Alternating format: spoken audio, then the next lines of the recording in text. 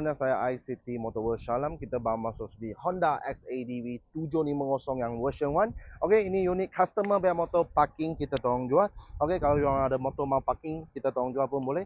Terus jual kat kita pun boleh. Okey, kalau parking jual biar kelebihan, harga use ni buka. Sudah jual kita charge you 5% saja. Okey, contohnya ini motor customer motor tahun 2019, customer mau jual 63,800 complete dengan aksesori. Main berbaloi juga. Condition pun perfect. Kita pun sudah check.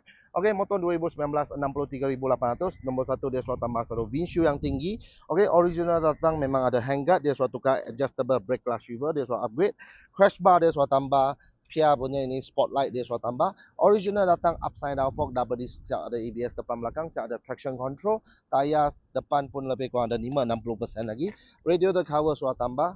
Color pun original accident free. Kemudian dia sudah tambah ini kaki pijak.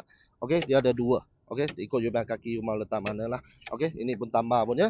Exhaust original Akrapovic. Okey, siap ada silencer. You mau bunyi kuat, silencer cabut. Mau bunyi slow, pasang balik. Akrapovic datang sekali. Siap ada ini box lagi. Okey, ini kapal benar aluminium box. Kemudian belakang ikut semua standard. Tayar belakang pun ada 6-70% lagi. Okey, motor ni pakai rantai punya. Okey, kemudian side stand dan bracket dia sudah tambah. Itu saja, yang lain semua standard. Okey, motor atas sudah tambah sama phone holder. Mileage pun tak tinggi sangat. Tahun 2019, mileage sekarang jalan 40,700 saja. Okey, jom kita start tengok ini. Akrapovic siap ada silencer, bunyi dia macam mana. Okey, bunyi tak kuat sangat. Kalau ada silencer lagi, kalau mau lebih kuat, silencer kait cabut saja.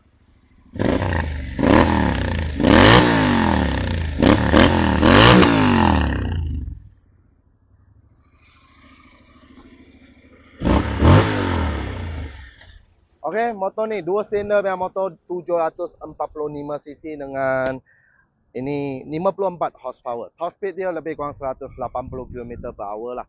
Okey, kemudian harga sekali lagi tahun 2019 XADV 750 ni customer biar motor harga dia mau jual 63,800 saja. Deposit serendah RM100 bulanan lebih kurang 1,100 untuk 7 tahun. Loan Aeon, loan credit, loan bank pun kita boleh uruskan. Kalau mau trade motor, jual motor atau parking jual macam dia pun kita boleh uruskan. Okey, kalau minat motor ni terus datang ICT Motor Shalam ataupun kalau dulu jauh terus WhatsApp sales team kita saja.